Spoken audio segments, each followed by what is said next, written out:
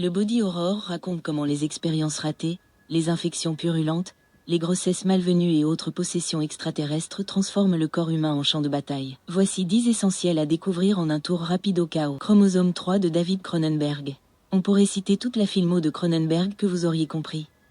Chromosome 3 faisait déjà figure de sacrée base.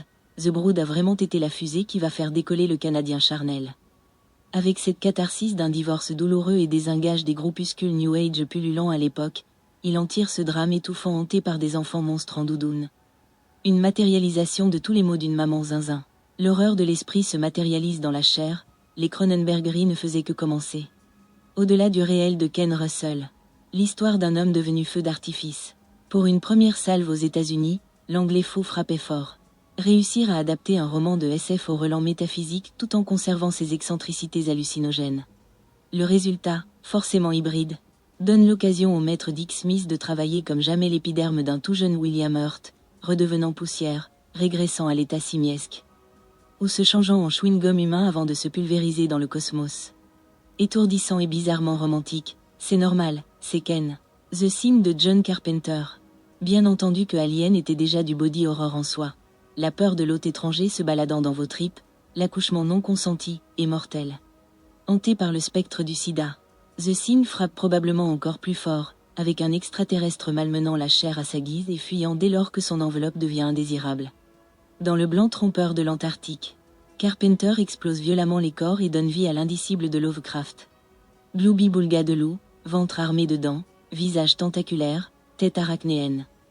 On est rarement arrivé à un tel niveau de folie et de sidération dans le monstrueux. Aux portes de l'au-delà de Stuart Gordon, la team de Reanimator revient faire subir les derniers outrages à Lovecraft avec cette histoire de savant dévergondé inventant le Resonator, une machine libérant des entités d'un autre monde. Mais délivrant aussi des plaisirs inédits, altérant la chair et l'esprit de ceux qui s'y exposent. Sous un rose opulent, tout semble possible. De la spaghetti émergeant du crâne de Jeffrey Combs à des piranhas volants ou un mauvais garçon libidineux au corps façon pâte à modeler huileuse. Street Trash de Jim Muro. Ce cinéaste a grossi son propre court-métrage dans une exploration survoltée et malodorante du monde de la rue et de ses clodos. Au milieu de ce taudis déjà bien salé, s'ajoutent les effets d'un alcool de contrebande mortel qui fait fondre peu onctueusement tous ses consommateurs. Film fou, superbement filmé au-delà de son concept qui éclabousse, et dont le degré d'hygiène extrêmement bas contribue à sa saveur si génialement ordurière. Un gore multicolore sans limite que pourrait jalouser n'importe quel film de la trauma. Elmer le remue-ménage de Frank Henenlotte, un parasite dont la politesse n'a d'égal sa gourmandise pour les cerveaux humains s'accroche à un jeune homme qui n'avait rien demandé à personne. Une parabole sur la défonce et l'addiction qui n'occulte rien de la dure réalité, les moments de trip, les crises de manque. La détérioration physique, mais où Henenlotte en profite pour prendre le pouls du New York Underground en fin de vie et maltraite à loisir les boîtes crâniennes. Plus particulièrement celle de son héros, qui finira par voir les étoiles après la dose de trop. Guinea Pig, Mermaid in the Manhole de Hideshi Inno.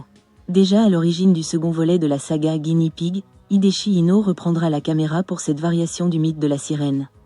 Ici retrouvée blessée dans un caniveau et condamnée à devenir la muse agonisante d'un drôle de peintre.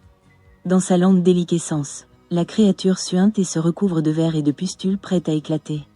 Le réalisme nauséeux du format vidéo décuple la proximité répulsive de cette cascade de fluide et de pu.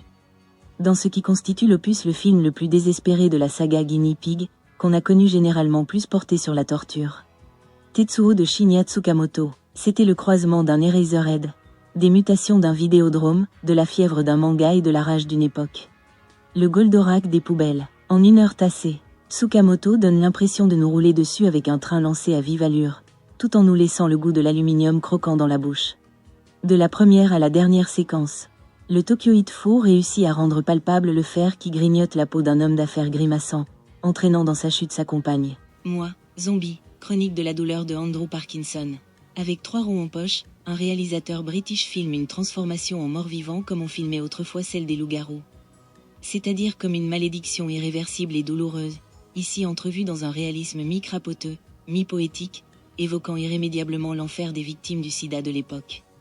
Disparu sur la pointe des pieds avec d'autres films du même acabit, Andrew Parkinson avait pourtant filmé ici une des variations les plus poignantes et les plus importantes sur le thème du zombie. Dans ma peau de Marina Devan, au-delà du portrait entre la pudeur et l'impudeur de son actrice-réalisatrice, Dans ma peau explore un corps devenu amant et ennemi. sans que le fantastique rentre en compte. Sans détourner le regard, Marina DeVane signe une pièce maîtresse du body horror, le vrai, le plausible, peu sophistiqué en apparence.